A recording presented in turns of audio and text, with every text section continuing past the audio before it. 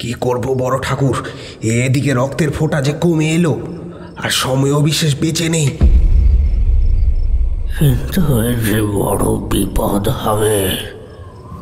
এতদিন যাদের বলে দিয়েছি তারা প্রত্যেকেই একজন ছিল, কিন্তু এক্ষেত্রে ভূমিষ্ঠ না হওয়া শিশুকে নিয়ে যে আমার ভাবনা হচ্ছে। আর এক মুহূর্ত দেরি করা মানে মুটুরির সাপ নামবে গায়ে। যতই হোক পোয়াতি মেয়ে ছেলে, শরীরে তো বইছে হুইল্লার রক্ত। নামিয়ে দিন ধরটা, নামিয়ে দিন।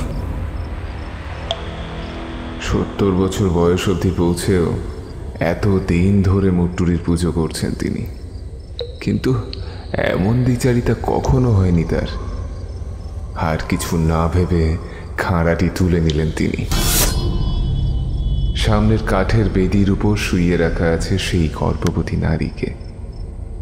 চোখ বন্ধ করে গলা বরাবর ধারালো খাঁড়া চালাতে যেই গেল, সাথে সাথে শিশুর সদ্য ভূমিষ্ঠ হওয়ার শব্দ কানে এলো সকলের। গুহার ভিতরে সমস্ত মৃত্যুর মাঝেও যেন এক টুকরো প্রাণের সঞ্চয়। হাতটা কেঁপে উঠল একবার প্রধান পুরোহিতের। বাটির রক্ত একেবারে শেষ, তলানিতে এসে পড়েছে। আর কিছু না ভেবে মুট্টুরির নাম নিয়ে তিনি সেই নারীর গলায় বসিয়ে দিলেন একটা কোপ।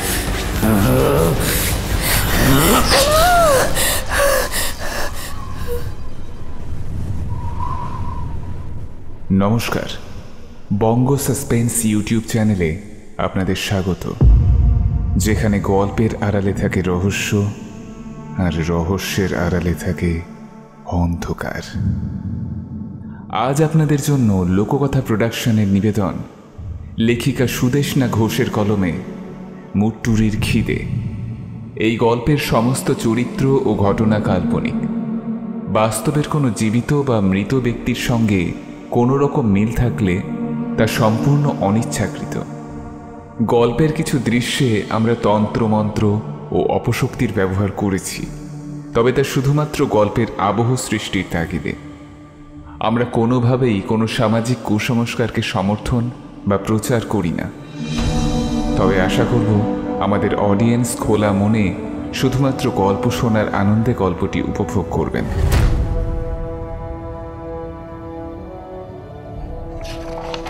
সাল 1897, 23শে পৌষ। একটানা পৌষের শেষের উত্তরে হাওয়া বয়ে চলেছে পঞ্চুয়া গ্রামের উপর দিয়ে। একটা ছোট টিলার মতো পাহাড়ের নিচের দিকে আরও এক ফালি ছোট জঙ্গুলে পাহাড়, নাম মল্লিটাপা। কর্ণাটক রাজ্যের একেবারে পশ্চিম প্রান্তে এই পাঞ্চুয়া গ্রাম। তাকেই ঘিরে রয়েছে এই ঢালু পাথুরে পাহাড়। সেখানেই মরিয়াপ্পা জনগোষ্ঠীর বাস। এরা আদিবাসী জনভুক্ত। পাঞ্চুয়া গ্রামের পাশে বিশাল জঙ্গলকে কেন্দ্র করেই ওদের বাসস্থান। জঙ্গল থেকেই ফলমূল, পাতা, শুকনো কাঠ জোগাড় করে তাদের জীবনযাপন। খুবই সামান্য আমোদ আয়োজনে চলে তাদের জীবন ধারণ। বাইরের জগতের সাথে নিজেদের একটু পৃথক করেই চলে তারা। এই সম্প্রদায়ের মধ্যে মাত্র হাতে গোনা গুটি কয়েক লোক এই জনগোষ্ঠীতে টিকে আছে কেবল। এখন যেমন মাত্র 30 ঘর লোক বাস করছে, যেটা গত 50 বছরেও 50-55-এর বেশি ছিল না। আসলে বেশিরভাগ মানুষই চাইছে এই অপশক্তিকে নিয়ে ঘর করা মরিয়াপ্পা সম্প্রদায়ের থেকে বহু দূরে চলে যেতে, যেখানে গেলে এত বিপদসংকুল ঝুঁকি নিয়ে তাদের জীবন কাটাতে হবে না। সেখানে শান্তি, নির্ঝঞ্ঝাট জীবন। সেখানে গেলে এখানকার মতো প্রতিনিয়ত মৃত্যু ভয়টাও থাকবে না।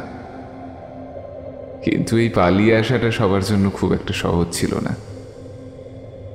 ধরা পড়লে নির্মম শাস্তি, আরো ভয়ানক নিয়ম। তার চেয়ে হয়তো মৃত্যু ঢের ভালো মনে হতে পারে। মরিয়াপ্পা সম্প্রদায় যে কতটা ভয়ানক সেটা হয়তো বাইরে থেকে কেউ উপলব্ধি করতে পারবে না, কিন্তু এই ঘরে যাদের জন্ম হয়েছে তারা জানে এখানে হাসতে নেই। হাসতে গেলেও বুক কেঁপে ওঠে। মনে হয় এই বুঝি কেউ গলাটা কেটে নামিয়ে নিল পিছন থেকে। এখানে যেন বিশ্বাসটাই নেই একে অপরের উপর। এখন মরিয়াপ্পা জনগোষ্ঠীর কয়েকজন নরনারী যেটা করছে সেটা শুনলে বাইরের যে কারোর হাড় হিম হয়ে আসতে বাধ্য। কিন্তু এরা সকলেই এসব দেখতে দেখতে অভ্যস্ত। বহু প্রাচীনকালে তাদের জনগোষ্ঠীর মধ্যেই একজন এসবের প্রচলন করেন। তবে সে মারা গেলেও তার রেশ ভোগ করে চলেছে এখনকার লোকজন। এতগুলো মানুষ প্রতিনিয়ত ভোগ করে সেই বহু পুরনো কৃতকর্মের ফল। রাত এখন দ্বিতীয় প্রহর। রাত গভীর হওয়ার সঙ্গে সঙ্গে উত্তরের হাওয়াটা ক্রমোত্তর বেড়েই চলেছে। মিটমিটে কয়েকটি মশাল জ্বালিয়ে সেই মল্লিটাপা পাহাড়ের ভিতরে চলছে বিশাল হোমযজ্ঞের আয়োজন। এই পাহাড়ের ভিতরেই প্রাকৃতিক নিয়মেই তৈরি হয়েছে একটা মস্ত বড় গুহা। তার ভিতরেই মশাল জ্বালিয়ে চলছে মহাযজ্ঞ। যজ্ঞকুণ্ডের আগুন দাও দাও করে চলছে। তাতেই মাঝে মাঝে ধুনো ছিটিয়ে কন্নড় ভাষায় কিছু মন্ত্র আউড়ে চলেছেন পেল্লাই চেহারার এক বয়স্ক ভদ্রলোক।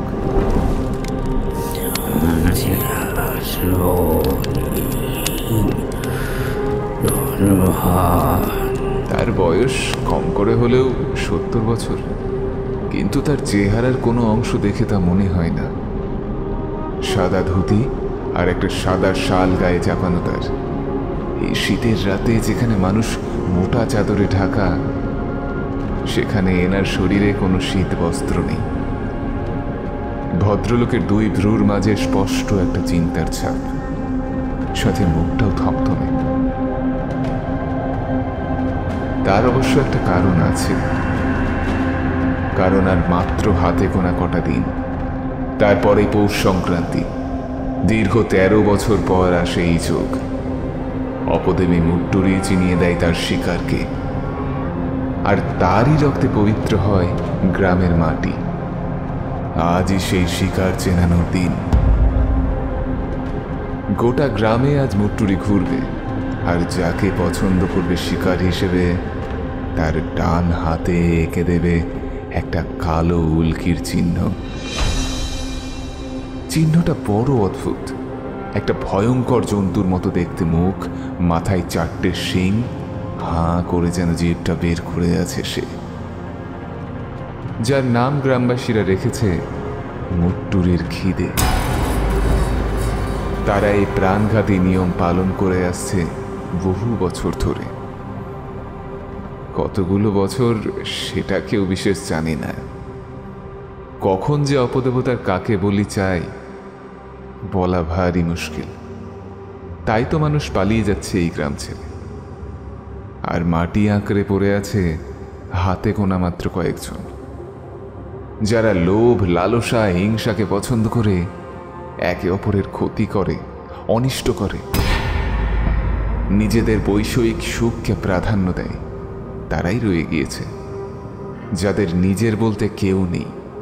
কেউ কাউকে বিশ্বাস করে না, শুধুমাত্র বিশ্বাস করে মুট্টুরিকে।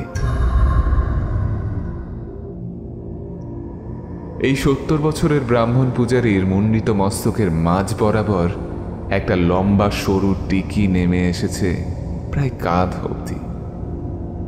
মাঝে মাঝে গম্ভীর স্পষ্ট মন্ত্র উচ্চারণের সাথে সাথে কেঁপে কেঁপে উঠছে পুরো গুহাটা।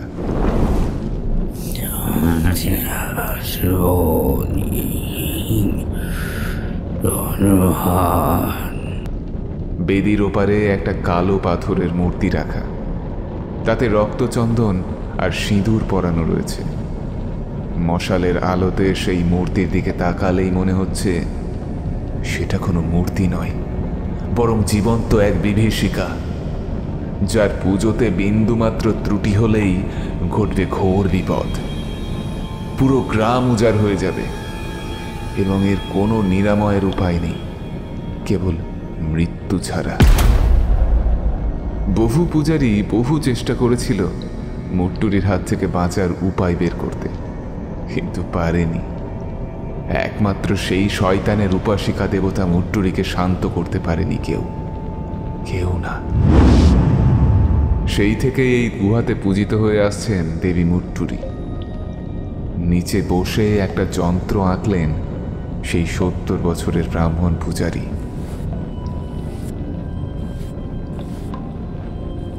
তবে ওটা যেটা দিয়ে আঁকলেন সেটা লালচে কালো ঘন একটা তরল। দূর থেকে দেখে সেটা কোনো প্রাণীর রক্ত বলেই মনে হবে। যন্ত্র আঁকার পরেই তিনি তার ঠিক মাঝে প্রতিষ্ঠা করলেন একটি জ্বলন্ত মাটির প্রদীপ। সাথে সাথে প্রচণ্ড ঠান্ডা আরো বেশি করে জাঁকিয়ে বসল সেই গুহায়। কয়েকজন মহিলা, পুরুষ আর গোটা কয়েক কিশোর বয়সী ছেলে মেয়ে বসেছিল একপাশে। সকলের মুখেই একটা চাপা ভয়, একটা চাপা আতঙ্ক। কারণ এক্ষুনি ঘটবে মহাবলী। 13 বছর পর হুইল্লা জাতির রক্ত দিয়ে স্নান করবে মুট্টুরি, আর বিনিময়ে রক্ষা করবে গ্রামকে। হুইল্লা জাতির লোকেরা মরিয়াপ্পা জনগোষ্ঠীর বিরুদ্ধে সবসময়, উভয়ই সমসাময়িক, উভয়ই সমানভাবে হিংস্র এবং ক্রূর। কেউ কাউকে ছেড়ে কথা বলে না। আর তার সবচেয়ে বড় কারণ, মুট্টুরি দেবতার প্রতিপক্ষ হুইল্লা জাতের লোক। গ্রামবাসীদের বিশ্বাস, এই হুইল্লা জাতের লোকেদের আরাধ্যা অপদেবতা হুট্টুরি, যিনি নাকি মুট্টুরির প্রতিপক্ষ। তাই হুইল্লা জাতের মানুষের রক্ত ছাড়া শান্ত হয় না দেবতার ক্রোধ। অন্যদিকে আবার মরিয়াপ্পাদের রক্ত ছাড়া শান্ত হয় না হুট্টুরির ক্রোধ। কাজেই একে অপরের ওপর সব সময় ক্ষিপ্ত থাকে। গুহার ভিতরে গর্ভগৃহের সামনে রাখা কালো পাথরের মুট্টুরির মূর্তিটা সাংঘাতিক ভয়ানক। সামান্য আলোতেও তার ভয়ানক রূপ ফুটে উঠেছে।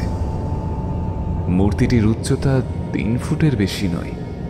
মোট 4টে হাত তার।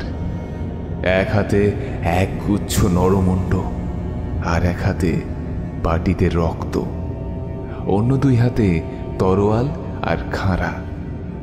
2টো ভয়ঙ্কর রক্তলোলুপ চোখ এবং 3টে বাঁকানো শিং। সদন্ত বেরিয়ে রয়েছে রাক্ষসের মতো। আর হাঁ করা মুখের ভিতর একটা সদ্যজাত শিশু ধীরে ধীরে পেটে প্রবেশ করছে। এমন দৃশ্য দেখে যে কারো রক্ত হিম হতে বাধ্য। এই দেবতার কোপে ধ্বংস হয়ে যেতে পারে সম্পূর্ণ ভূভারত। বলি না পেলে তার রুষ্ট খিদে এক গ্রাসেই খেয়ে নিতে পারে গোটা পাঞ্চুয়া গ্রামকে। পরনে কোনো বস্ত্র নেই, তাতেই তাকে নারী বলে বোঝা যায়। প্রধান ব্রাহ্মণ পূজারী পুজোস্থান থেকে উঠে সামনে থাকা 2 জন লোককে আদেশ করলেন। দেবতা বলির জন্য প্রস্তুত হয়েছেন। এখনই তোমরা যাও, হুইল্লা সম্প্রদায়ের কাউকে তুলে নিয়ে এসো। একদম যেন দেরি না হয়। দেবতা বলি না পেলে কিন্তু আমাদের নিজেদের তার বলি হতে হবে। সামনে বসে থাকা 2 জন সহ বাকি আরো কয়েকজন লোক প্রণাম জানিয়ে গুহা ছেড়ে চলে গেল বাইরে। 70 সেই বৃদ্ধ এক ধরনের বিশেষ জটিল পদ্মাসনের ভঙ্গিতে সেই দেবতার বেদির সামনে বসলেন। নিজের 2 হাতে নানান রকমের মুদ্রার চিহ্ন করে বিশেষ ধ্যান যোগে তিনি বসলেন। ধীরে ধীরে সকলের চোখের সামনে যন্ত্রের ঠিক মাঝে রাখা রক্তপূর্ণ সেই বাটির সব রক্ত অদৃশ্য কেউ যেন শুষে নিল, আর লাল হয়ে ফুটে উঠল সেই মুট্টুরির সদন্ত আর জীব। কালো পাথরের সেই মূর্তিতেও সেই দৃশ্য স্পষ্ট বুঝতে পারল উপস্থিত সকলে। প্রধান পূজারী বারবার সময় হিসেব করতে লাগলেন, কারণ কাল বিলম্ব হলেই মহাবিপদ। একটা বড় পাত্র নিয়ে তাতে নিজের হাত রেখে একটা ধারালো ফলা দিয়ে এক টানে চিরে দিল সেই 70 বছরের ব্রাহ্মণ পূজারী। ভিনকি দিয়ে রক্ত বেরিয়ে এসে পড়তে লাগলো সেই বড় পেতলের জামবাটিতে। তারপর ধীরে ধীরে সেই জামবাটিটা উপস্থিত সকলের দিকে এগিয়ে দিল পূজারী। উপস্থিত সকলেই নিজের শরীরের কোনো না কোনো অংশ কেটে তার থেকে ফিনকি দিয়ে বেরোনো রক্ত দিয়ে পূর্ণ করল সেই বাটিতে। সম্পূর্ণ টলটলে রক্ত দিয়ে পূর্ণ সেই বাটি বেশ কিছু গুপ্ত মন্ত্রের পাঠের সঙ্গে সঙ্গে দেবতার পায়ের কাছে রাখলেন সেই পূজারী। সঙ্গে থাকা আরও একজন পূজারী সেই 70 বছরের মূল পূজারীকে উদ্দেশ্য করে বললেন, এত বিলম্ব হচ্ছে কেন? ওহিল্লা সম্প্রদায়ের একটা মানুষও কি আজকে তাদের গ্রামে নেই? অন্য সময় হলে পুজোর 2 দিন আগে থেকে অবধি শিকার আমাদের হাতে বন্দি থাকে, তারপর তাকে তুলে দেওয়া হয় দেবতার চরণে। কিন্তু এইবার এমন বিপদ হচ্ছে কেন? ছোট মুখে বড় কথা বলবো, অপরাধ নেবেন না বড় ঠাকুর মশাই। আজ সকাল থেকেই দেবতার পুজোয় বাধা আসছে। বলি ছাড়া যে এই মহাপুজো বৃথা। জানি না মুট্টুরি কি চান। আজকে মহাবলী হলেই সে তার শিকারকে বাঁচবে আর গেরামকে 13 বছর রক্ষে করবে। তবে তবে তিনি রুষ্ট হলে যে।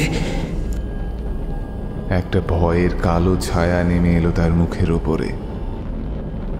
তার 2 চোখের মধ্যে একটা সাংঘাতিক ভয় খেলা করে বেড়ায়। টলটলে জামবাটি থেকে রক্ত ধীরে ধীরে কমে আসছে,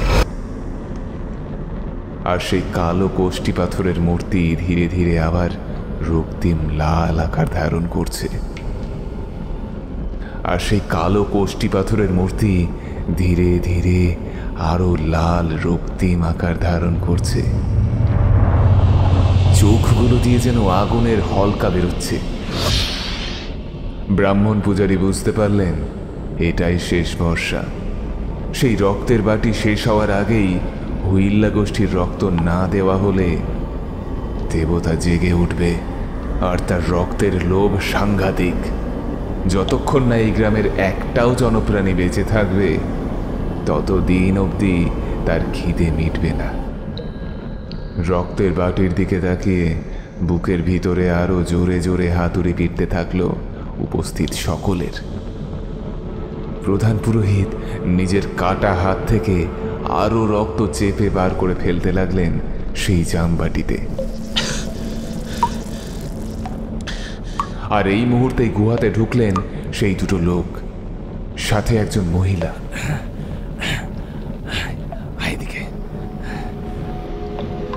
তবে ওই মহিলার দিকে তাকিয়ে হতভম্ব হয়ে গেলেন গুহাতে থাকা সকলেই, কারণ যে মহিলাকে ধরে আনা হয়েছে সে গর্ভবতী। এক্ষুনি তার সন্তান ভূমিষ্ঠ হলো বলে সে ততক্ষণে প্রসব বেদনাতে ছটপট করছে।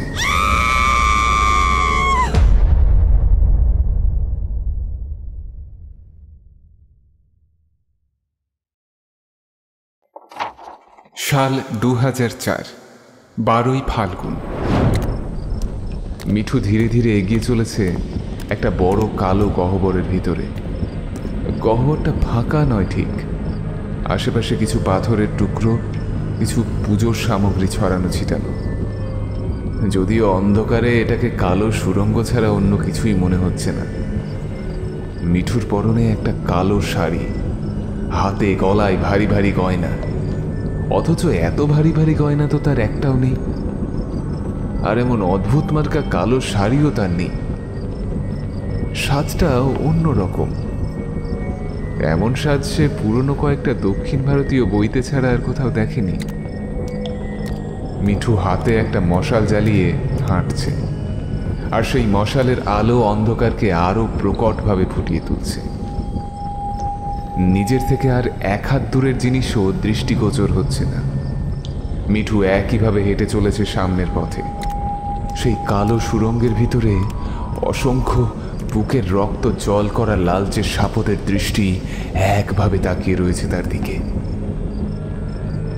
মিঠু ভয়ে ভয়ে চারিদিকে চেয়ে দেখল তার, আর দেখতে পেল এই সুড়ঙ্গের ভিতরে হেঁটে চলে বেড়াচ্ছে একদল চিতা।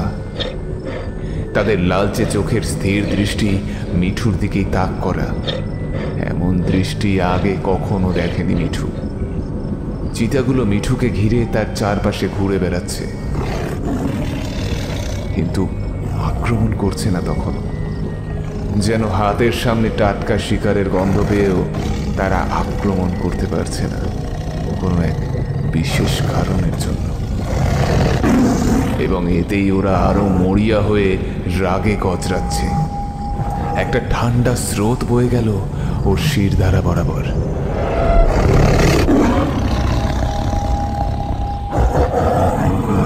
তবুও থামছে না মিঠু। কোনো অজানা কারণের বশে সে এগিয়ে চলেছে অনিশ্চিত এক গন্তব্যের উদ্দেশ্যে। হঠাৎ একটা আলোর রেখা দেখতে পেল মিঠু।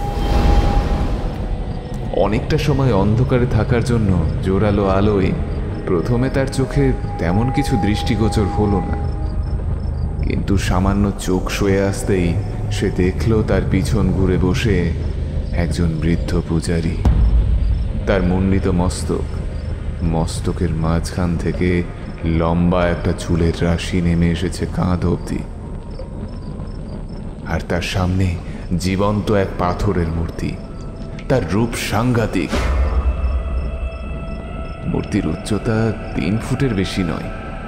মোট 4টে হাত, এক হাতে নরমুণ্ড আর এক হাতে বাটিতে রক্ত, অন্য 2 হাতে তরোয়াল আর খাঁড়া, 2টো চোখ এবং 3টে শিং। সদন্ত বেরিয়ে এসেছে রাক্ষসের মতো।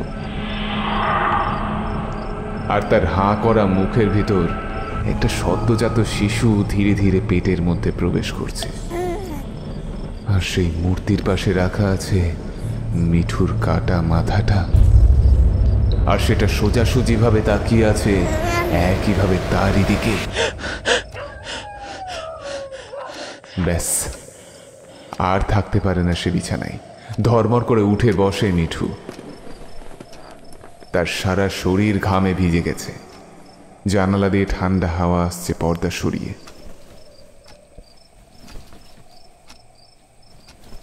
তার ফাঁক দিয়ে আকাশে মিটমিট করে জ্বলতে থাকা তারা দেখা যাচ্ছে। চাঁদটা প্রায় ঢলে পড়েছে। সম্ভবত আর কিছু সময় পরেই উষাকাল। পাশে রাখা জলের বোতল থেকে ঢক ঢক করে জল গলায় ঢেলে নিল মিঠু। সামনের দেয়ালে টাঙানো ঘড়িটা রাত 3:30 জানান দিচ্ছে। এই নিয়ে কতবার যে ঠিক এই স্বপ্নটা দেখল মিঠু তার ইয়ত্তা নেই। কেন এই স্বপ্নটা ও বারবার দেখে, ঠিক এতটাই ও প্রতিবার দেখে, এর বেশি নয়। আচ্ছা, সত্যি কি এক স্বপ্ন মানুষ বারবার দেখে?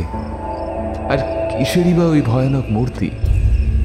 কে ওই বৃদ্ধ পূজারী? আর কেনই বা তার 22 বছরের জীবনে এসেও ছোটবেলার সেই একই স্বপ্ন মিঠু বারবার দেখে? আর কেন ওর কাটা মাথা ওকেই দেখে?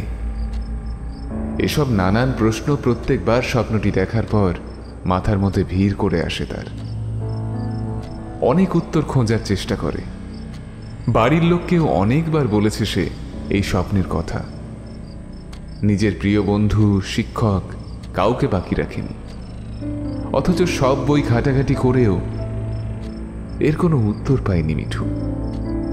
বিনিময়ে কেবল ভেবেছে হয়তো পাগল হয়ে গেছে, কিংবা কখনো ভেবেছে অতিরিক্ত চিন্তার জন্য এসব হচ্ছে। এসব উত্তর ছাড়া অন্য কিছু পায়নি সে। জানলার সামনে গিয়ে সোজা হয়ে দাঁড়িয়ে রইল মিঠু, চাঁদের দিকে তাকিয়ে। রাতের একদম শেষ প্রহর চলছে, আর সামান্য সময় পরেই চাঁদটা উধাও হয়ে গিয়ে নতুন সূর্য উঠবে, আর শুরু হবে নতুন সকাল।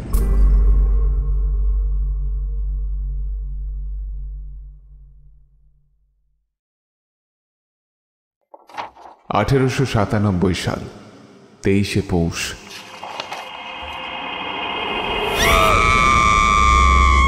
সেই গর্ভবতী মহিলাটি মুখে বেঁধে রাখা কাপড়ের উপর দিয়েই প্রসব বেদনার গোঙানির শব্দ আসছে। উপস্থিত সকলেই ঘটনার মুহূর্মুহূর্তায় হতভম্ব। সকলে দেখল বাটির রক্ত প্রায় শেষের মুখে। সঙ্গে সঙ্গে প্রধান পূজারীর ইশারাতে সকলেই আবার নিজের শরীরের উষ্ণ রক্ত দিয়ে সেই বাটি পূর্ণ করতে শুরু করলো।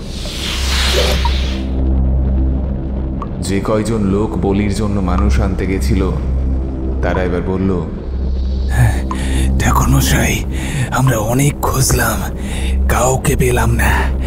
একজন পোয়াতি মহিলা ঘরের বাইরে পইরা কাতরাচ্ছিল। ওর স্বামীটা অসুস্থ, পিছনে ধাওয়া করছেন। আমরা উপায় না পেয়ে একেই নিয়ে চলে আসি। আসলে সময় যে খুবই কম। প্রধান পুরোহিতের মাথায় ঘোর চাপ।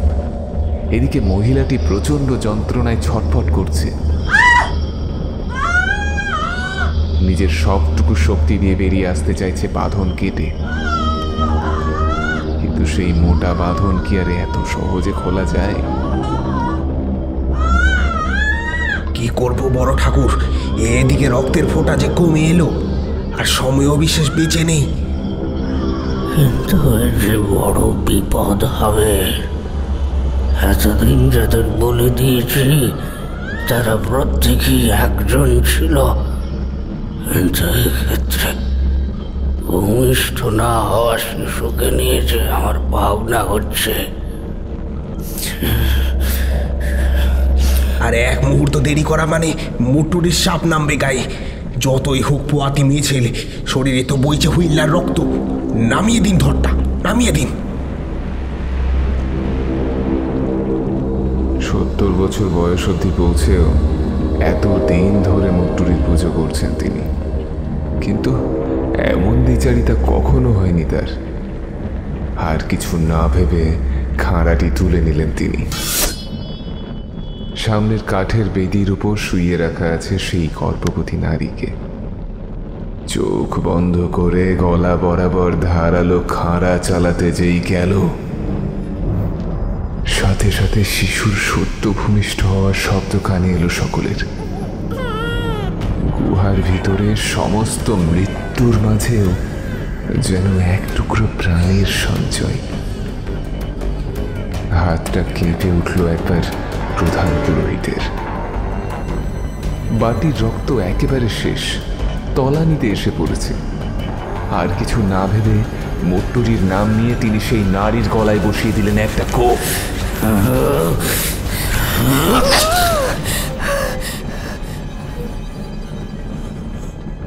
আর সাথে সাথেই প্রচন্ড জোরে একটা শব্দ শুরু হলো গুহা জুড়ে, যা বিগত 100 বছরেও কখনো হয়নি।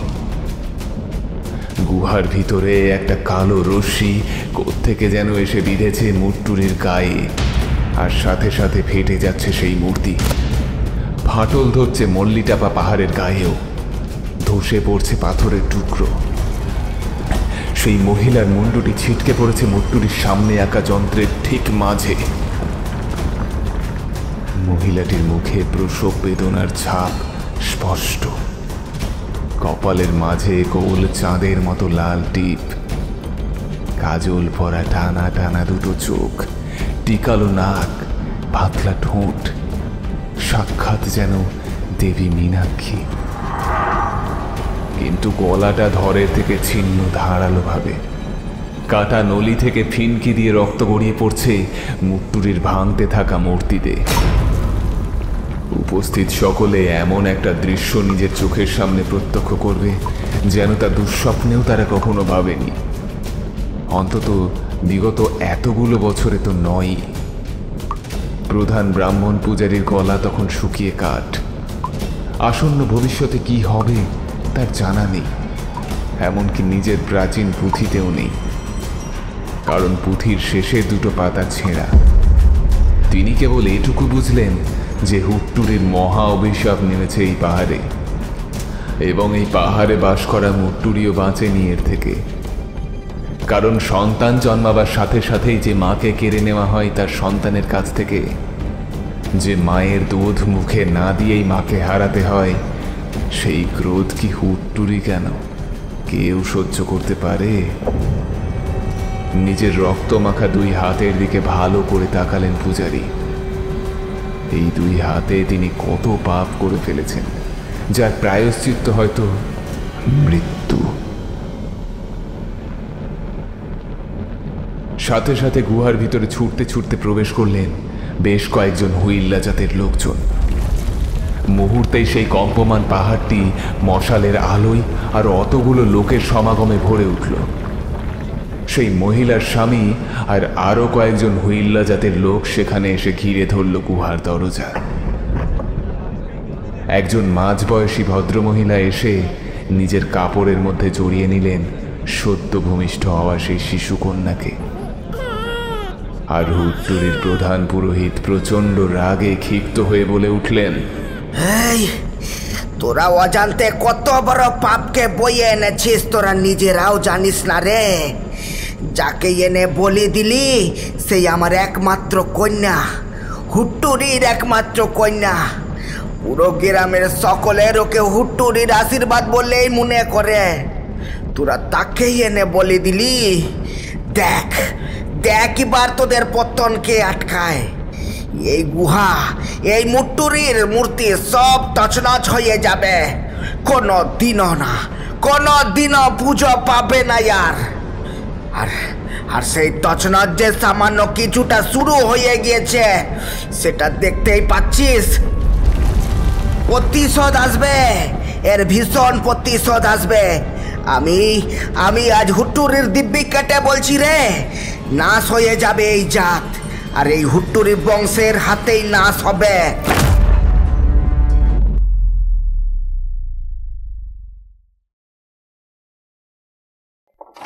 2005 12ই আষাঢ়। একটানা বৃষ্টি হয়ে চলেছে পুরো কলকাতা জুড়ে। ভূষকালির মতো চাপ চাপ মেঘের আস্তরণে কালো করে এসেছে চারিধার। অঝোর ধারায় বৃষ্টি গড়িয়েই চলেছে। বাড়ির বারান্দায় বসে নিজের বইয়ের তাক থেকে পুরনো একটা বঙ্কিমচন্দ্র নিয়ে বৃষ্টির সাথে দেবী চৌধুরানী উপন্যাস তাড়িয়ে তাড়িয়ে উপভোগ করছিল মিঠু। গতকাল রাতেও ঠিক আগের মতোই একই স্বপ্ন দেখেছিল মিঠু। আজকাল ওর একরকম রোজ দিনের ঘটনা হয়ে গেছে প্রায়। যেন একটা কালো গর্ত, কিছু মানুষের ভয়ার্ত মুখ আর একটা কালো গুহা দেখতে পাই। তবে সেটাই চেনা কলকাতাতে নয়। সেই জায়গাটি অনেক অনেক আলাদা তার এই চেনা শহর থেকে। হঠাৎ পিছন থেকে একটা জোর ধাক্কা খেয়ে সম্বিত ফিরল মিঠুর। উফ মন, এমন করে কেউ আচমকা ডাকে? আর একটু হলেই বৃষ্টিতে বইটা ভিজে যাচ্ছিল। আর একটু হলেই বইটা ধাক্কা খেয়ে পড়ে যাচ্ছিল নিচে। মুন গোল গোল চোখ করে মিঠুকে পিছন থেকে জড়িয়ে ধরে বলল, তা আমার বর্দি একা বসে বসে কি ভাবছিল আনমনে? সেদিনের বাসে দেখা ছেলেটাকে, নাকি কলেজের দীপ্ত ডাকে শুনি? ধুর, ওসব কিছু নয়, এমনি বৃষ্টি দেখছিলাম। কি বলতে এলি এমন চোরের মতো চুপিসারে সেটা বল। মন তার পিঠের ব্যাগ থেকে একটা সাদা কাগজের প্যাকেট বের করলো আর তার থেকে দুটো টিকিট বের করে মিঠুর সামনে রাখলো। মিঠু সেটা হাতে নিয়ে পড়ে একগাল হেসে বলল, দক্ষিণ ভারত? সত্যি টিকিটটা কনফার্ম হয়ে গেল আমাদের। জানিস তো আমার খুব ইচ্ছে দক্ষিণ ভারতে যাব। মনে হয় ওই সমুদ্র, ওই মাটি আমাকে টানছে।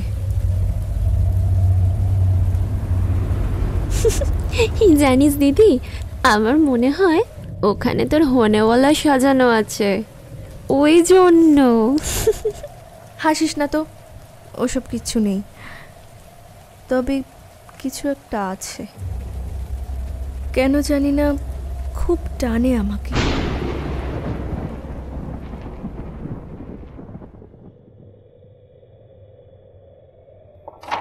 1943 10ই মাঘ, কর্ণাটক। দাদু, এরপর মুট্টুরির কি হলো?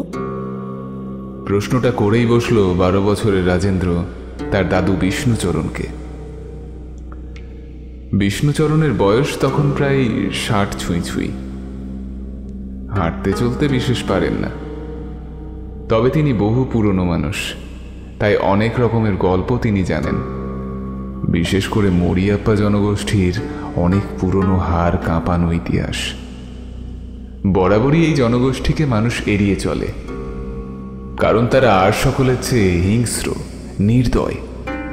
10 বছরের নাতি রাজেন্দ্রর কথা শুনে বিষ্ণুচরণ তার নাতির দিকে ঘুরে বসলেন।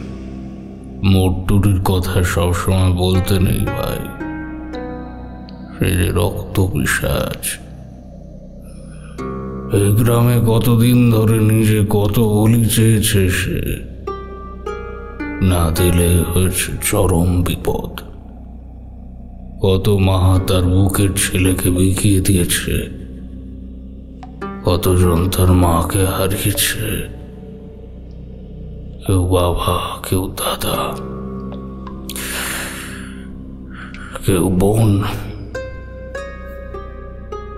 আচ্ছা দাদু, মুট্টুরি যখন এত ভয়ানক, তাহলে কেন ওর পুজো শুরু করলো সবাই? আমরা যেমন ভূতকলার পুজো করি জমি চাষের আগে, যেমন আইয়াপ্পার পুজো করি, অমন কেন দেবতার পুজো করলো না ওরা? বিষ্ণুচরণ একবার তার নাতির দিকে তাকিয়ে হাসলেন আলতো করে। মনে মনে ভাবলেন, আমার নাতির বয়স এত কম হলে কি হবে, তার বুদ্ধি সাংঘাতিক তুখড়।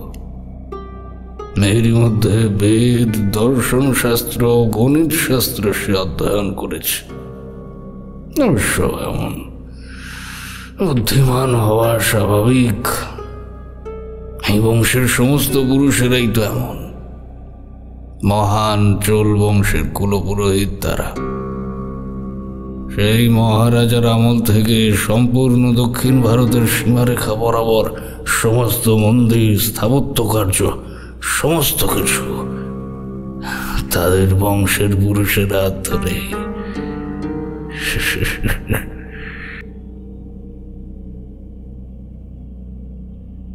রাজেন্দ্রর কাঁধ অবধি নেমে আসা লম্বা টিকি দেখে বিষ্ণুচরণের তার নিজের ছোটবেলার কথা মনে পড়ে যায়। সেই বয়সে মুট্টুরির পুজো সাধনার স্থলে সহযোগী ব্রাহ্মণ পূজারী হিসেবে ছিল। যদিও এই ভয়ানক প্রাণঘাতকের পুজো করতে তার ঘৃণা করত, তবুও বংশের নিয়ম। আর পুজো না পেলে যে এই শয়তান জেগে উঠবে। কিন্তু সেদিন রাতে যা হলো, তারপর কি গো দাদু, কখন বলবে বাকি গল্পটা? তুমি তো হবে এই বংশের পরবর্তী উত্তরাধিকার, তাই অবশ্যই তোমার সমস্ত কথা আমি জানাবো। আর আশা করি তোমার সেই সমস্ত কিছু বোঝার বয়সও হয়েছে। যথেষ্ট বুদ্ধি সম্পন্ন হয়েছ তুমি। আজ রাতে বসবে আমার সাথে আসনে, তোমার বাবাও উপস্থিত থাকবে। তখনই তুমি তোমার মনে ঘোরা সমস্ত উত্তর পাবে। তবে তার জন্য আরো একটা মহৎ কাজ এখনো বাকি।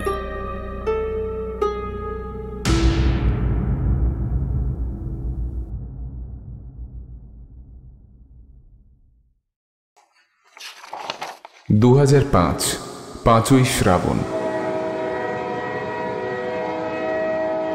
ট্রেনটা যখন স্টেশনে এসে পৌঁছল, তখন বেলা প্রায় 1:30। অথচ পৌঁছে যাওয়ার কথা ছিল সকাল 10টার মধ্যেই।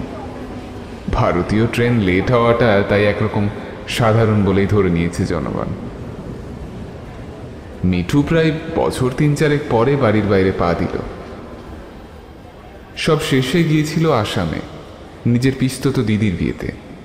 তারপরে কলেজ, ইউনিভার্সিটি সব কিছু নিয়ে মেতে থাকতে থাকতে কখন যে কালে কালে বেলা গড়িয়ে গেল তা বোঝার উপায় ছিল না।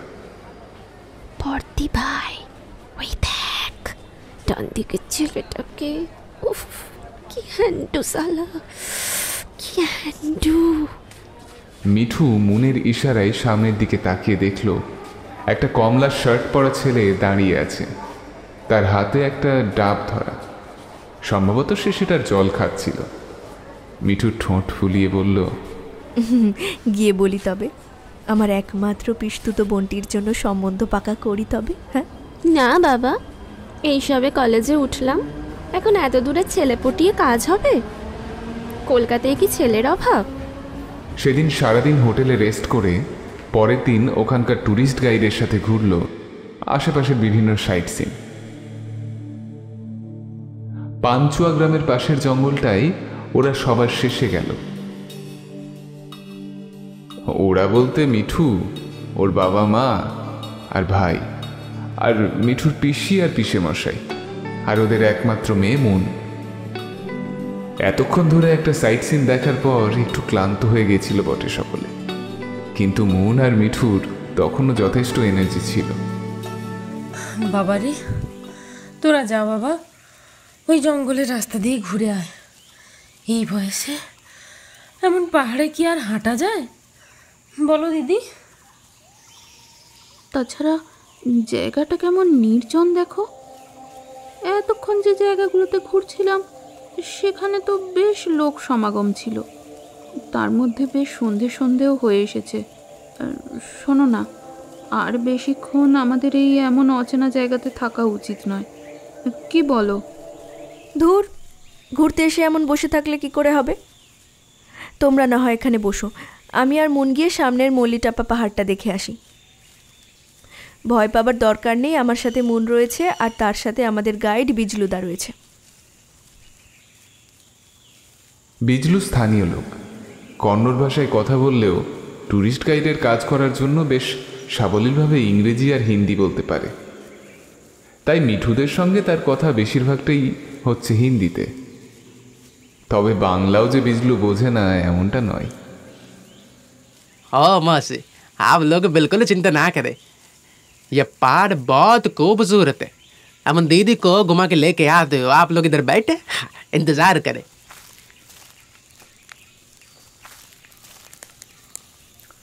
মিঠু আর মন ধীরে ধীরে বিজলুর সাথে প্রবেশ করতে থাকে সেই পাঞ্চুয়া গ্রামের জঙ্গলের ভিতর। ধীরে ধীরে চোখের দৃষ্টি কেমন যেন ঝাপসা হয়ে আসে মিঠুর। বাইরের পরিবেশের থেকে এই জঙ্গলের ভিতরের পরিবেশটা যেন কেমন একটা শিরশিরে ঠান্ডা। তবে মনকে দেখে মনে হচ্ছে না যে ওর শীত করছে বলে। এতক্ষণ তো মিঠুও ঠিক ছিল, তাহলে কি ওর জ্বর আসছে? ভালো করে নিজের গায়ে থাকা চাদরটা আরেকবার জড়িয়ে নিল। এটা কি কোনো গ্রাম ছিল? हाँ दीदी, पंचुआ नाम का गाँव थे, लेकिन किसी एक साहब की वजह से पूरा गांव खत्म हो गया जी। अभी कुछ लोग हैं उस गांव के, लेकिन बहुत कम। হঠাৎ হঠাৎ মাথার মধ্যে কেমন যেন ঝিমঝিম করতে লাগলো মিঠুর, আর চোখের সামনে আরো স্পষ্টভাবে জীবন্ত হয়ে উঠতে থাকলো তার এতদিনের দেখা স্বপ্নগুলো।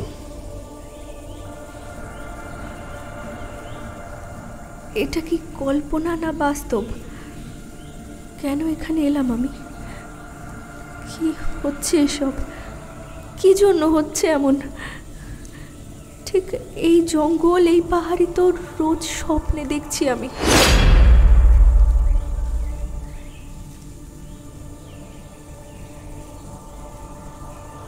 নিজের ডান হাতের আঙুল দিয়ে বাম হাতে একটা জোরে চিমটি কেটে বুঝতে পারল এটা একেবারে স্বপ্ন নয়, বরং বাস্তব সত্যি। ভয়ে গলা শুকিয়ে আসতে লাগলো মিঠুর। তবু একটা অচেনা অজানা টানে পায়ে পা লাগিয়ে সামনের দিকে এগিয়ে যেতে লাগলো বিজলুর সাথে।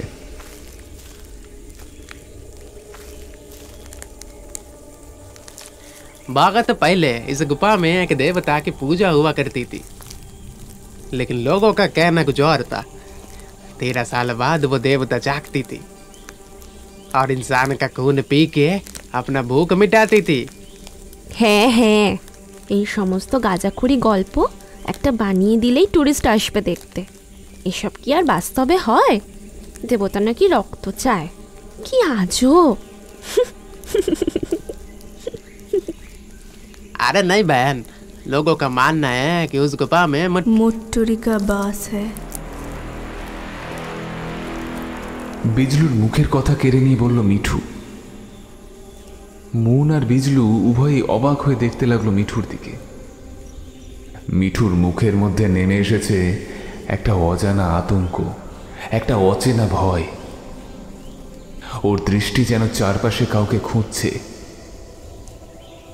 এই সমস্ত জায়গা যেন ওর ভীষণ চেনা, আর মিঠুর চোখগুলো হঠাৎ করেই যেন পরিবর্তন হয়ে গিয়েছে। একটা ঘোर লাগা নেশাতুর চোখে। आपको कैसे मालूम दे दे?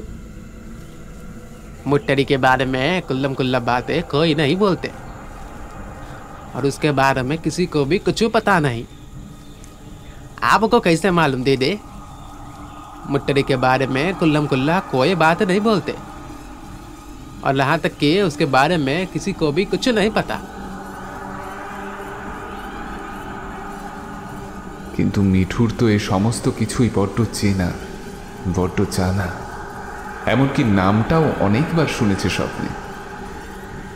ঘন জঙ্গলের মাথার উপরে চারপাশে ছেয়ে রয়েছে লম্বা লম্বা গাছ।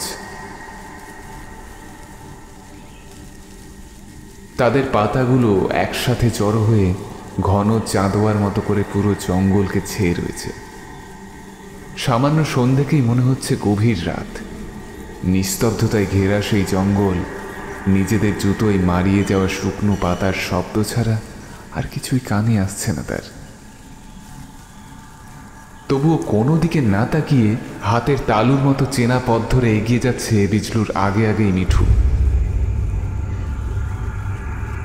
আরে বর্দি ভাই দাঁড়া, ধীরে ধীরে চল, পড়ে যাবি, ঢালু পাহাড় তো। কিন্তু কোথায় মিঠু? তখন নিজের জায়গায় সে তো অন্য এক মানুষ। মন, বিজলু, তার পরিবার, পড়াশুনো, গল্পের বই সব ভুলে কোথায় যেন হেঁটে চলেছে মিঠু।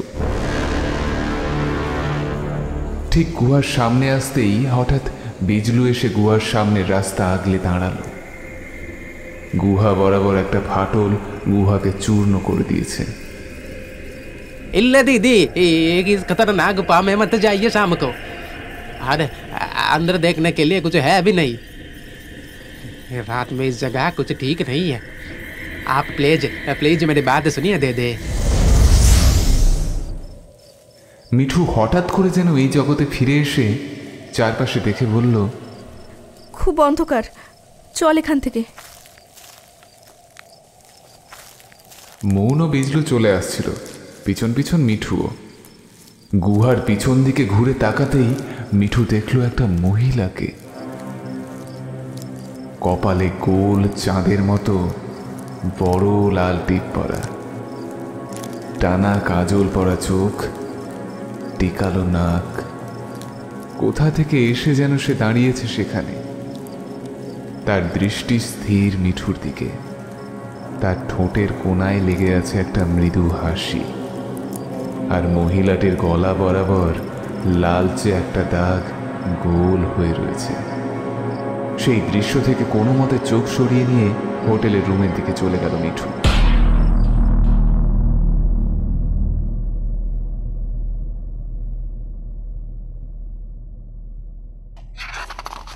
উনিশশো 10ই মাঘ। বিষ্ণুচরণের পরনে তখন একটা সাদা শাল, একটা পৌরোহিত্যের চিহ্নস্বরূপ একটা শ্বেত শুভ্র পৈতে রয়েছে। মাঘের শীতেও আজ যেন রাজেন্দ্রর কাছে অন্যরকম লাগছে তার দাদুকে। যে দাদু বিছানা ছেড়ে উঠতে পারত না, সে দাদু আজকে মনের জোরে বসে আছে খাড়া হয়ে মাটিতে বিছানো আসনের ওপর। সামনে রয়েছে শালিগ্রাম শিলা। এই শিলা ছুঁয়েই পৌরোহিত্য অর্জন করেছিল রাজেন্দ্র। রাজেন্দ্রর পিতা মনোহর রয়েছে পূর্ব দিকে মুখ করে বসে। তারও পোশাক তার বাবা বিষ্ণুচরণের মতোই। কুমণ্ডলু থেকে সামান্য পবিত্র জল হাতে নিয়ে নিজের মুখে ছিটিয়ে বিষ্ণুচরণ বলতে শুরু করলেন, আমাদের পরিবারে বংশ পরম্পরায় একের পর এক পুত্ররা সেই আদিকাল থেকেই আমাদের ভারতবর্ষের বিভিন্ন জায়গায়, বিশেষ করে দক্ষিণ ভারতীয় সমস্ত মন্দিরের ভিতরের নকশা নিজের হাতে এঁকেছে। যে কোনো মন্দিরের প্রাণ প্রতিষ্ঠার দিন এই বংশের কোনো পুরুষ আমন্ত্রিত ছিল না, এমন হয়নি কখনো। মহারাজা রাজেন্দ্র চোলাদের আমল থেকে আমরা তাদের কুলপুরোহিত। তারা নিজেদের হাতে কত মন্দির স্থাপত্য যে সৃষ্টি করেছিলেন তার কোনো ইয়ত্তা নেই। আজকের যুগে এসে দাঁড়িয়ে হয়তো অনেক মন্দির ধ্বংস হয়ে গেছে। এই হাম্পি মন্দির, সেখানকার বিশাল নন্দী মহারাজের মূর্তি, রামেশ্বরম মন্দির, সে সবই তাদের কীর্তিকলাপ। এখন সেই রাজাও নেই, রাজ শাসনও নেই, তবে পড়ে রয়েছে এই বংশের পুরুষগুলো আর এই বিশাল স্থাপত্য মন্দির ভাস্কর্য আর সেই মুট্টুরি।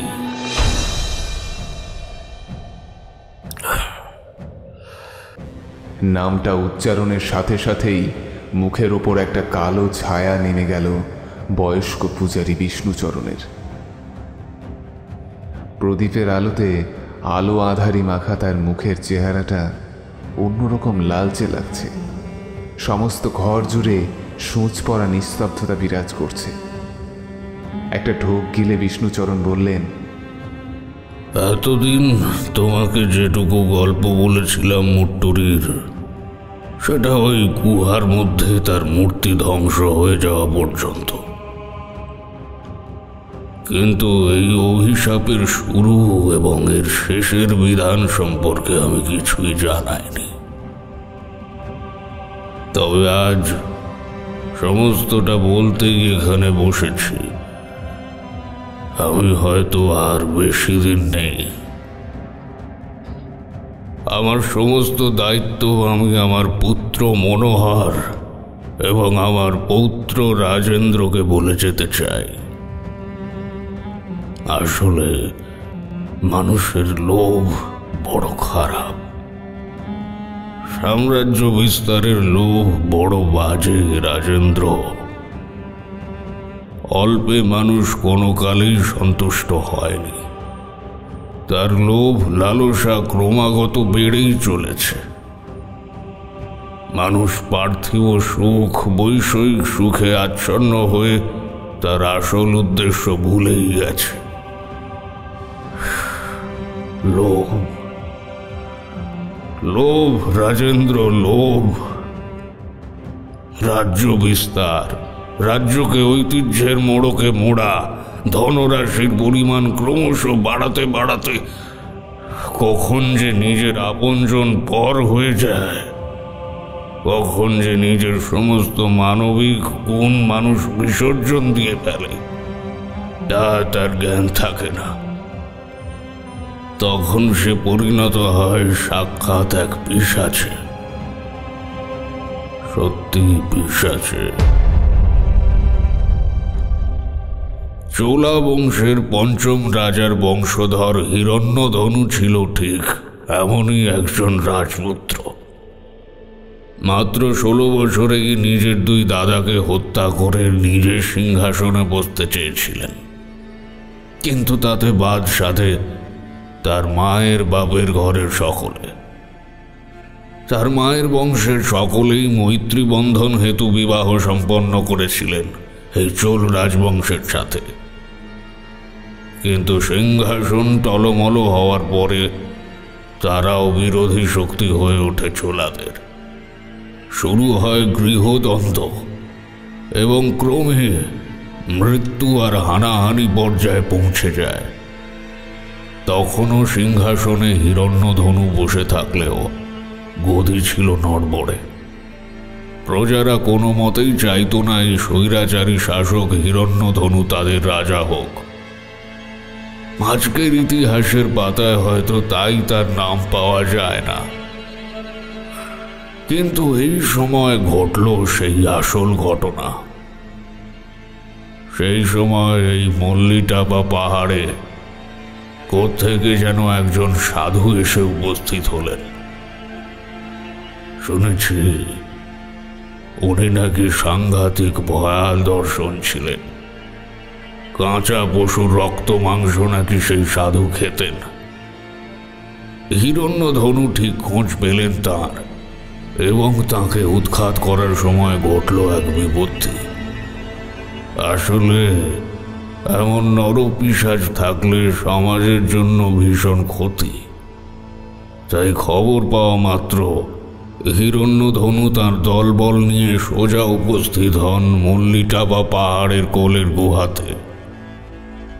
সেই পাহাড় তখন আজকের মতো জরাজীর্ণ ছিল না। সেখানে তখন ছিল বন্য ফুলের রমরমা। বড় বড় পাথরগুলো যেন রক্ষা করে রেখেছিল আমাদের এই পানসুয়া গ্রামকে। সেই মল্লিটা বা গুহার মুখে ঢুকতেই রাজকুমার দেখল চারপাশে ছড়িয়ে ছিটিয়ে পড়ে রয়েছে মরার হাড়, কঙ্কাল, খুলি, প্রচুর পশুর চামড়া, মাংস ছড়িয়ে ছিটিয়ে পচে একটা বিশ্রী গন্ধ বের হচ্ছে।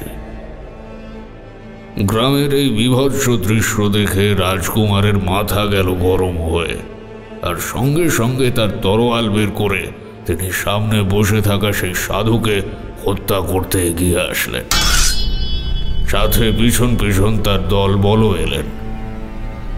কিন্তু আশ্চর্য শক্তি বলে তাদের কেউ এক পাও সামনের দিকে এগোতে পারে না।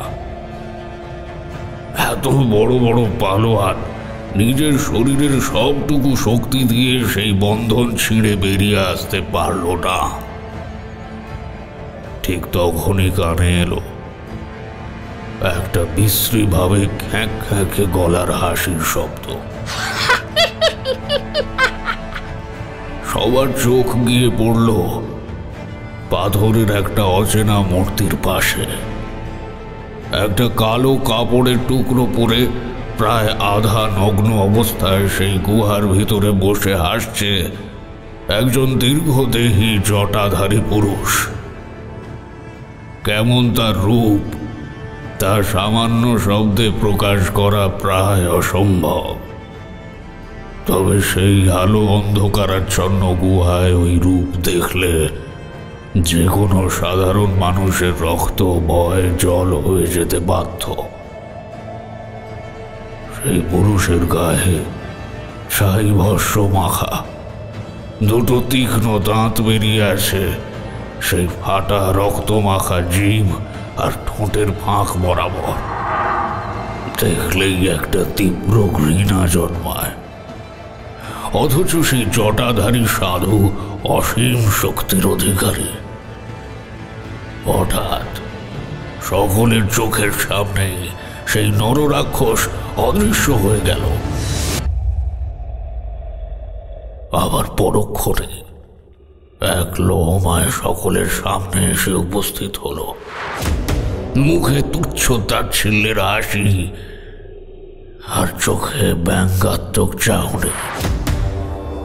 রাজকুমার আবারও তাকে বধ করতে উদ্যত হলেন, কিন্তু পারলেন না। তার বদলে রাজকুমার দেখলেন সেই সাধু তার চার হাতে পায়ে ভর দিয়ে গুহার ছাদের উপরে গিরগিটির মতো হেঁটে বেড়াচ্ছে আর বলছে, পারবি নে, আমায় ধরতে পারবি না। আমায় ধরা সহজ নয়। আমার মৃত্যু নেই, জন্ম নেই। রাজকুমারের সঙ্গে যাওয়া সেনারা ভয়ে সেই স্থান তৎক্ষণাৎ পরিত্যাগ করে যে যার মতো ছিটকে গেল। কেবল পড়ে রইল ৩-৪ জন হাতে গোনা সৈনিক। কেন, তোর কাছে কি আছে শয়তান? আমি এই তরবারিতে হাজার হাজার মানুষের মুন্ডচ্ছেদ করেছি। তুই কোনোদিন এই বংশের শাসন ভার পাবি না, যতই হত্যা করিস আর যতই যা করিস। পারবি না। আমার কাছে মুট্টুরি আছে, মুট্টুরি। হিরণ্যধনু অবাক হয়ে গেলেন সেই অঘোরের কথা শুনে। কারণ এই সমস্ত কথা একমাত্র তার নিজের সভাসদগণ ছাড়া বাইরের কারোর পক্ষে জানা সম্ভব নয়। তাহলে রাজকুমার বুঝতে পারলেন এই নররাক্ষসের সঙ্গে কোনোভাবেই সে যুদ্ধে বেড়ে উঠবে না। এমনকি নানান অলৌকিক ক্ষমতার বলে সেই নরপিশাচ সব জেনে যাচ্ছে। তাই তিনি এক কৌশল বের করলেন। তুই এত কথা কি করে জানলি? আমি সব জানি, তোর জন্ম মৃত্যু সব আমি জানি। তুই নিচে নেমে আয় শয়তান। কি চাই বল তোর? আমার রাজ্য আমায় করে দে, বিনিময়ে অনেক সুখ পাবি। রাজ আদর, রাজ সমাদার, হিরে মুক্ত, সোনা মুদ্রা, শুধু আমার এই রাজ্য আমায় করে দিয়ে আমার শত্রুদের দমন করে দে। তুই আমায় লোক দেখাচ্ছিস শয়তান। আমি মুট্টুরির সেবক, আমায় জাগতিক মোহ দেখাসনি। আমার কেবল বলি চাই, বলি। সেই থেকে শুরু হলো মুট্টুরির আরাধনা। হিরণ্যধনু কেবলমাত্র তার লোভের বশে এসে পাঞ্চু আর মানুষের জীবনে ডেকে আনলেন বিপদ, মৃত্যু, হাহাকার আর অভিশাপ। সেই সাধু ছিলেন সাক্ষাৎ শয়তানের দূত। নিজের স্বার্থ সিদ্ধির জন্য সে কেবল ব্যবহার করেছিলেন আমাদের রাজকুমারকে। রাজকুমার তার অভিসন্ধি ধরতে পারেনি। হিরণ্যধনু একের পর এক বাচ্চা বুড়ো এনে বলি দিতে লাগলো মুট্টুরির সামনে। মুট্টুরি খুব তাড়াতাড়ি ফলাফল দেয়। আসলে সাধনা করে কোনো কিছুকে পেতে চাইলে তা অনেক দেরিতে হয়, কিন্তু অপদেব দেবীরা খুব সহজেই হাত বাড়িয়ে দেয় তার সাধকের কাছে। অল্প কিছুদিনের মধ্যেই বিশাল সাম্রাজ্য দখল করে সিংহাসনে পাকাপোক্তভাবে বসলেন হিরণ্যধনু। একের পর এক নরবলি দিতে লাগলেন মুট্টুরির সামনে। ধীরে ধীরে খিদে বেড়ে উঠছিল সেই সাক্ষাৎ শয়তানের। আর তখনই ঘটল সেই ঘটনা। মানুষের মধ্যে যুদ্ধ হয় তো জানো, কিন্তু দেবতাদের মধ্যেও যুদ্ধ হয় জানো কি? সেই যুদ্ধ সাংঘাতিক রকমের ভয়ানক। মুট্টুরির প্রতিপক্ষ ছিলেন হুট্টুরি। কথিত আছে ইনি মুট্টুরির বোন। কোনো কারণে এই দুই বোনের মধ্যে বিবাদ বাঁধে, সে অনেক কথা। এ প্রসঙ্গে অন্য কোনো দিন তোমায় বলবো। যা বলছিলাম, হিরণ্যধনুর মায়ের বংশের সকলে ছিল গোপন এই হুট্টুরির সাধক। এই শক্তিকে কাজে লাগিয়ে অনেক বিরোধী শক্তিকে ওরা পরাজিত করেছিল প্রাচীনকালে। ধীরে ধীরে হুইল্লা জনগোষ্ঠী থেকে বাচ্চা বুড়ো অপহরণ হতে থাকলে তারা কোনোভাবে খোঁজ পেয়ে জানতে পারে হিরণ্যধনু মুট্টুরির উপাসনা করছে। তাই তারা পাল্টা হামলা আনে পাঞ্চুয়া গ্রামের উপরে। শুরু হয় ভীষণ খণ্ডযুদ্ধ, রক্তারক্তি, হানাহানি, মৃত্যু, মানুষের চিৎকার আর যন্ত্রণা। সেই থেকে আরো প্রকটভাবে আলাদা হয়ে যায় দুটো সম্পূর্ণ গোষ্ঠী, হুট্টুরির সাধকদের সাথে মুট্টুরির পূজারীদের। কিন্তু অপশক্তির আরাধনা যারা করে তাদের বিপদ খুব শীঘ্রই ঘনিয়ে আসে, আর এক্ষেত্রেও তার অন্যথা হয়নি। হিরণ্যধনু অচিরেই বুঝতে পারেন সেই সাধক আসলে তার কালা জাদুর দ্বারা তাকে সিংহাসনে বসিয়েছে, কিন্তু ধীরে ধীরে তার কার্যক্ষমতা নষ্ট করে দিচ্ছে। কেবলমাত্র নিজের স্বার্থ সিদ্ধির জন্যই সেই সাধক এতদিন মহারাজার চোখে ধুলো দিয়েছে। আসলে 108 জনকে বলি দিলে সেই শয়তান হবে বিশ্বের সেরা শক্তিমান। তার অঙ্গুলি হেলনে চলবে বিশ্ব। এটাই ছিল আসল কারণ।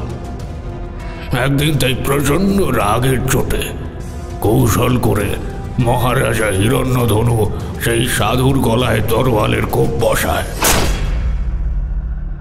কিন্তু আশ্চর্যভাবে সেই সাধু হাসতে হাসতে বলে, বোকা বোকা, আমার মরণ নেই, আমি এখানেই থাকবো অমর হয়ে। কিন্তু এই মুট্টুরির পুজো অসম্পূর্ণ থাকলে এই গ্রামের উপর নেমে আসবে চরম বিপদ। প্রত্যেক বছর বছর বছর তার বলি চাই, না হলে মুট্টুরি নরবলি চায়, নরবলি, উইল্লাদের বলি। আমার পুঁথিতে এই দেবতার জাগরণ সম্পর্কে লেখা রয়েছে পোকা, কিন্তু ইচ্ছে করে আমি শেষের দুটো পাতা নষ্ট করে দিয়েছি যাতে এর প্রতিকার তোরা কেউ করতে না পারিস। এখন তো তার প্রাণ প্রতিষ্ঠা হয়ে গিয়েছে, এখন সারা জীবন তোরা জ্বলবি, জ্বলবি, জ্বলবি।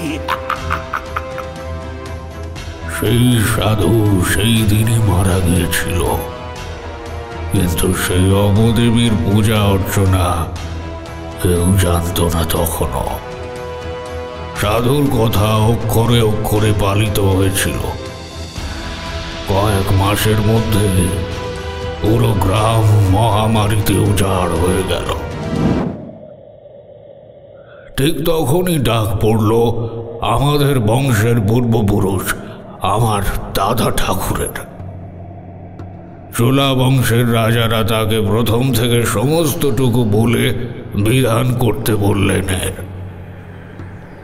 আমার ঠাকুর দাদা কিছুতেই এই অবশক্তিকে বশে আনতে পারছিলেন না।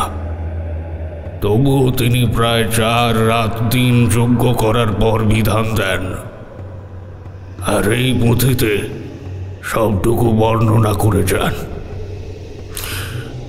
এই হলো সেই পুঁথি। এটাই আমাদের বংশের সবচেয়ে মূল্যবান সম্পদ। সোনা দানা হিরে জহরত সবকিছুর থেকে বেশি দামি এই পুঁথি। এর গোপনীয়তা যেন সারা জীবন এই বংশে বজায় থাকে, কেবল এই বংশের পুরুষদের মধ্যেই। বিষ্ণুচরণ নামিয়ে নিয়ে আসলেন পুরনো একটা তরঙ্গ থেকে একটা কালচে ছাপ ধরা পুঁথি।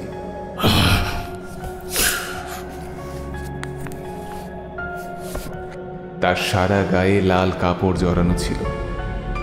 কোনো মতে সেই পাতাগুলো আলতো করে খুলতে খুলতে বিষ্ণুচরণ বললেন, আমার দাদা ঠাকুর বলেছিলেন,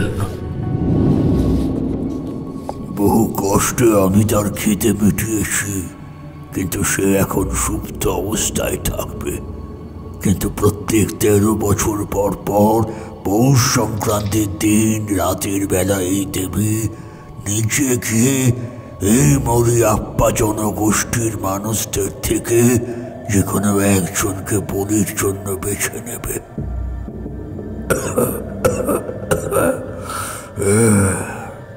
তার হাতে এঁকে দেবে একটা বিচ্ছির কালো রঙের উল্কি। তারপর তাকে ঘটা করে দেবীর সামনে বলি দিয়ে তার রক্ত ছিটাতে হবে পুরো গ্রামে, তবে শান্ত হবে তার চিতে। না হলে ঠিক এমন ভাবে উজাড় হয়ে যাবে এই গ্রাম। আর হ্যাঁ, দেবীকে তার বিরোধী সম্প্রদায় মানে হুইলা জাতির রক্ত দিয়ে ডেকে আনতে হবে তার বলি চিনিয়ে দেওয়ার জন্য।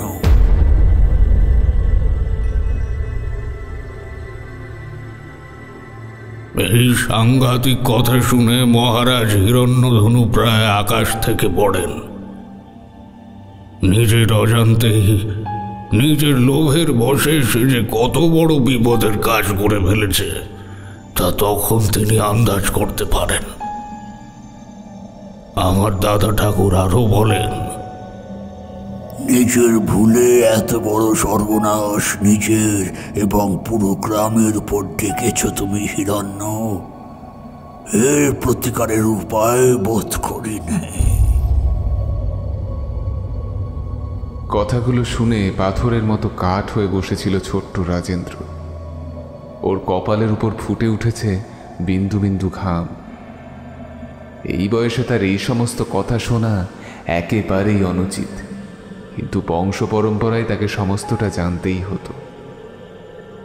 সে যে আর 5 জন সাধারণ বাচ্চাদের মতো নয়, সে এই বিরাট বংশের উত্তরাধিকার। ঈশ্বরের সেবক। এই পুঁথিতে কি লেখা রয়েছে দাদু? বিষ্ণুচরণের মুখের উপর নেমে আসে একটা বিপদের কালো ছায়া। জন্মান্তর, প্রতিশোধের জন্য জন্ম, সেই হাতেই ধ্বংস হবে এতদিনের অভিশাপ। তার হাতেই ধ্বংস হবে মট্টুরির এবং হুট্টুরির সেই রক্তখেকো মূর্তি দুটো। কিন্তু সে কে দাদু? বিষ্ণুচরণ পরপর বেশ কয়েকটা পুঁথির পাতা উল্টে দিলেন। কতগুলো হাতে আঁকা লাল রঙের কালি দিয়ে কাটা ছক। সেটা প্রদীপের আলোর সামনে রেখে কি যেন গণনা করতে লাগলেন তিনি। তারপর হাসি মুখে বললেন,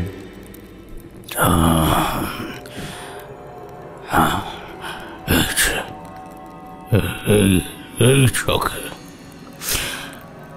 ছকে সেই নারীর জন্ম বিবরণ লেখা রয়েছে। দাদা ঠাকুর ছিলেন মা ভৈরবীর সাধক। হয়তো তিনি তার শক্তি বলে আহ্বান করেছিলেন দেবীকে। তারই ডাকে সাড়া দিয়ে দেবী হয়তো কোনো সংকেত পাঠিয়েছিলেন তাকে যে নারীর হাত ধরে ধ্বংস হবে অভিশাপ। আর সেই নারী হবে স্বয়ং দেবী দুর্গার ভূমিকন্যা। আসবে সেই দিন, খুব শীঘ্রই আসবে। মনে রাখবে, যখন যখন পৃথিবী অপরাধে ভরে যায় তখন তখন স্বয়ং ঈশ্বর পৃথিবীতে অবতরণ করেন নিজের হাতে পাপকে বিনাশ করতে।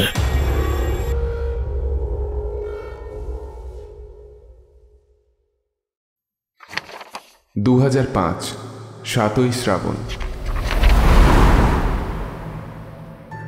মিঠু কেমন যেন অন্য রকমের ব্যবহার করছে। সেদিন ওই গুহা থেকে ফিরে আসার পরেই খুব জ্বর, তার সাথে প্রলাপ বকছে। ওষুধ নিয়ে আসায় জ্বর কিছুটা কমেছে বটে, তবে একটা শূন্য দৃষ্টিতে কার পানে যেন তাকিয়ে রয়েছে সে। বাড়ির লোক স্বাভাবিকভাবেই ভীষণ উতলা। মিঠুর মায়ের তো মনেই হয়েছে তার মেয়ে ওই গুহায় গিয়ে কোনো খারাপ কিছুর নজর লেগে এই অবস্থা। রাজেন্দ্রর মনে হচ্ছে আজকের দিনটা অন্য দিনের চেয়ে সম্পূর্ণ আলাদা রকমের। আকাশ যেন গম্ভীর মেঘলা, চারপাশে থমথমে। এই অঞ্চলের একটা কাক পক্ষীও আজকে ডাকছে না। রাস্তার কুকুরগুলো শান্ত।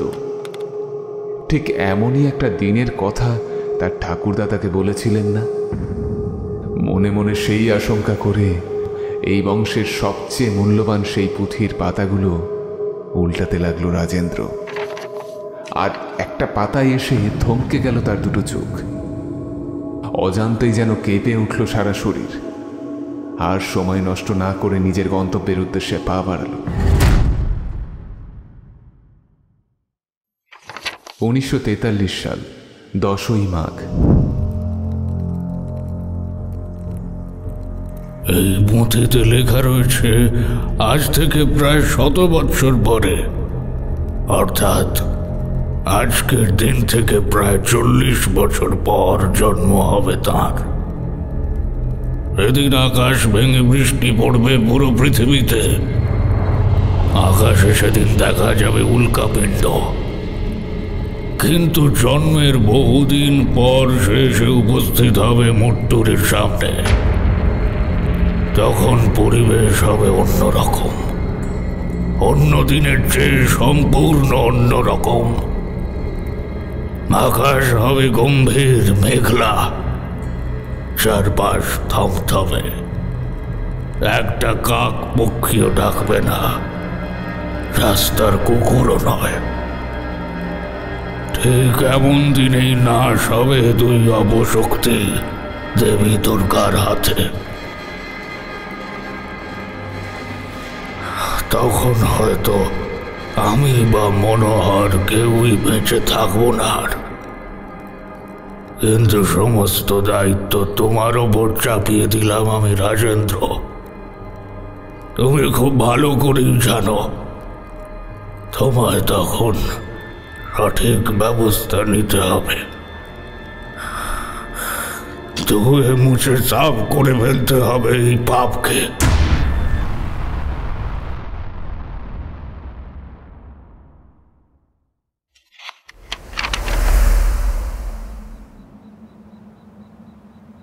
রাজেন্দ্র বসে রয়েছে মল্লিটাপা পাহাড়ের একদম সামনে। একটা আস্ত নারকেল ফাটিয়ে আগুন জ্বেলে দিল যজ্ঞস্থানে সে। আজকে তার প্রচণ্ড উন্মাদনা, অজান্তেই আজ যেন হাত কাঁপছে তার, যা এতগুলো বছর পৌরোহিত্যের জীবনে তার হয়নি। কারণ আজ দুই অপশক্তির বিনাশ হবে। আজ দিনটা পবিত্র, স্বয়ং দেবী মা তার মেয়েকে পাঠিয়েছেন। আজই হবে তার আগমন। যজ্ঞের আগুন থেকে আগুন নিয়ে বেশ কিছু গুপ্তমন্ত্র পড়ে নিজের পইতে ধরে জপ করল। চোখ বুজে রাজেন্দ্র বুঝে গেছে কোথায় সেই নারী। সেই উদ্দেশ্যেই এগিয়ে গেল সে।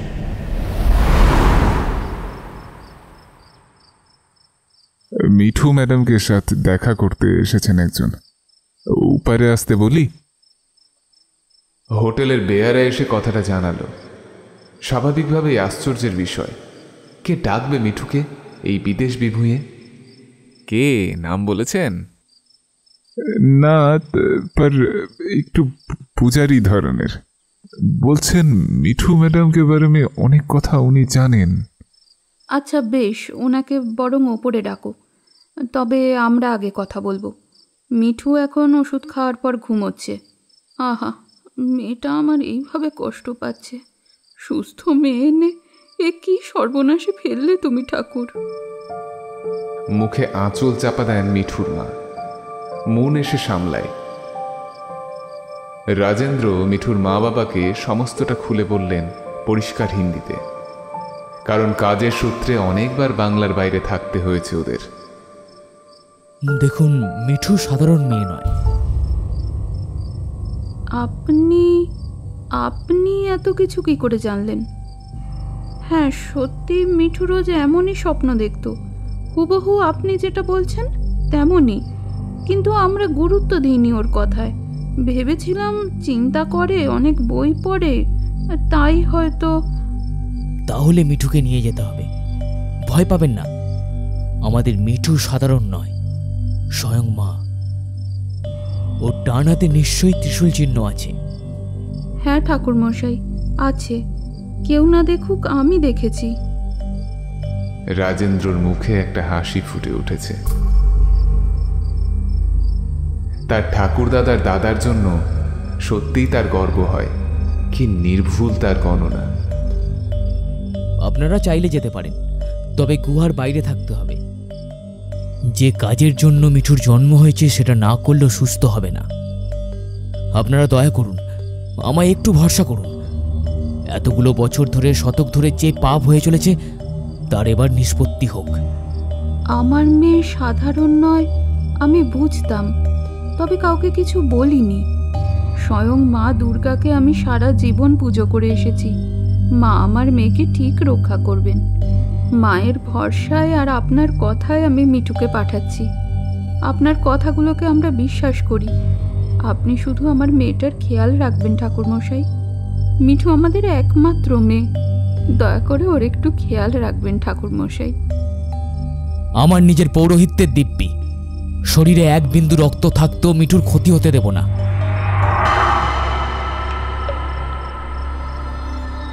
মিঠু এখনো নিজের বশে নেই। আপন মনে মাথা দোলাচ্ছে সামনের দিকে। দুদিনে শরীর খারাপ হয়ে গেছে তার, চোখ বসে গেছে। মিঠুর দুই হাতে পায়ে আলতা মাখিয়েছে। এবার এই হাত দিয়ে যজ্ঞকুণ্ডে অর্ঘ্য নিবেদন করলেই মিঠুর আসল সত্তা উদ্ধার হবে। সবচেয়ে কঠিন কাজটাই এখন করবে রাজেন্দ্র। মিঠুর হাতে ফুল দিয়ে সেই ফুল যজ্ঞকুণ্ডে ফেলে দিল, আর সাথে সাথেই সাংঘাতিক জোরে উঠল ঝড়। গুহা যেন ভেঙে মাথায় পড়বে, আর তার সাথে সাথেই কাপালিকের চিৎকার, গর্জন, কোনো দৈত্য যেন তার জান্তব গর্জন করছে। সেই শব্দ চিৎকারে কান পাতা দেয়। হুড়মুড়িয়ে গুহার ছাদ ভেঙে পড়ল সামনে। মিঠুর চোখ দুটো জ্বলছে আগুনের গোলার মতো, ফুটে উঠেছে তার ত্রিনয়ন। তার সামনে মুট্টুরির আধ ভাঙা মূর্তি রাখা। সেই দিকে তাকিয়ে ক্ষিপ্তভাবে ছুটে গেল মিঠু। শরীরের সমস্ত শক্তি একত্রিত করে হাতের মোটা লাঠি দিয়ে আঘাত হানল পাথরের মূর্তিটায়। ঝড় আরো তীব্র হলো। সেই ঝড়ে আগুন নিভে যাওয়ার জোগাড়, সাথেই হুঙ্কার সেই কাপালিকের। কিন্তু এবার যোগ হলো আরো একটা কর্কশ গলার চিৎকার, রাগে যন্ত্রণায় ছটপট করার চিৎকার। রাজেন্দ্রর ভয়ে গলা শুকিয়ে এলো। এ ডাক মুট্টুরির। কিন্তু স্বয়ং যে দেবী মহিষাসুরকে বধ করেছিলেন, তিনি থাকতে ভয় কিসের? মিঠু পাগলের মতো ভেঙে টুকরো টুকরো করে ফেলছে মূর্তিটাকে। এতদিনের অভিশাপকে অচিরেই মাটির তলা থেকে বেরিয়ে এলো আরো একটা একই রকমের মূর্তি। রাজেন্দ্র বিস্ফারিত দৃষ্টিতে তাকিয়ে দেখল হুট্টুরি। এতদিন এই গুহার তলায় লুকানো ছিল। এরপর আঘাত এসে পড়ল সেই হুট্টুরির মূর্তির উপর। শুরু হলো প্রকৃতির রসাতল কাণ্ড। চারপাশ অন্ধকারে ছেয়ে গেল। সূর্য ঢাকা পড়ে গেল কালো অন্ধকারে। একজন দুইজন নয়, সমস্ত গুহা ছেয়ে গেল অসংখ্য মানুষের উল্লাসের শব্দে। রাজেন্দ্র বুঝতে পারল এরা এতদিন ধরে বলি হওয়া আত্মা। তারাও মুক্তির সাধের অভাবে এতদিনে বসেছিল। আজ দেবীর হাতে তাদেরও মুক্তি। কোথা থেকে যেন ভেসে এলো এক নবজাতিকার কান্নার শব্দ, আর তারপরে সব শান্ত। মিঠু মাথা ঘুরে পড়ে আছে মাটিতে। সামনে গুঁড়ো গুঁড়ো হয়ে যাওয়া দুটো অভিশাপ। এখন সেই পাথরগুলো দেখে আর ভয় লাগছে না। সেগুলো এখন পুটুলি করে নর্মদার জলে ভাসিয়ে দিলেই হবে। সদ্যজাত সন্তানের কান্না দিয়ে শেষ হলো এই অভিশাপ।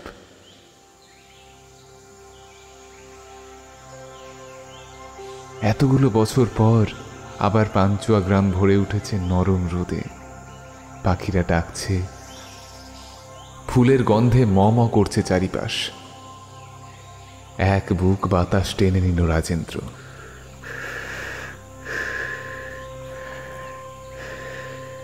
আজ যেন তার পূর্বপুরুষের অসমাপ্ত কাজ সে সমাপ্ত করল।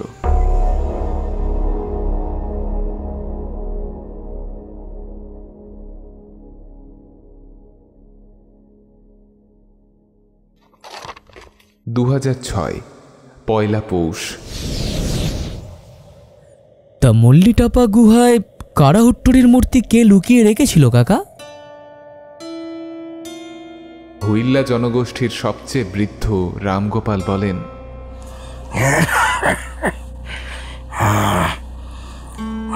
হিরণ্যধন্য ও লোক লাগাইয়ে ও মূর্তিটাকে চুরি করে পুঁতে রেখেছিল গুহার নিচে। রুষ্ট হয়নি?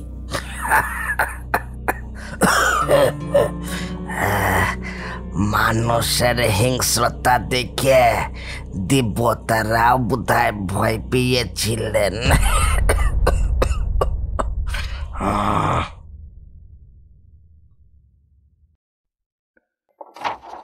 2014 11ই বৈশাখ। আজ মিঠুর মেয়ের জন্মদিন। সারা বাড়ি কেক কাটা, হই হুল্লোড়। এখন আর স্বপ্ন দেখে না। সেদিন ঘুরতে গিয়ে কি হয়েছিল কে জানে। হঠাৎ স্বপ্নটা চলে গেল মন থেকে। তবে এখন নিজের মেয়েকে নিয়ে বড় ব্যস্ত মিঠু। মেয়েটিকে দেখতে সাক্ষাৎ দেবী দুর্গার মতো। কাজল পরা টানা টানা চোখ, টিকালো নাক, পাতলা ঠোঁট। মিঠু আরও একবার বুকের মধ্যে জড়িয়ে ধরল তার মেয়ে মৈত্রীকে।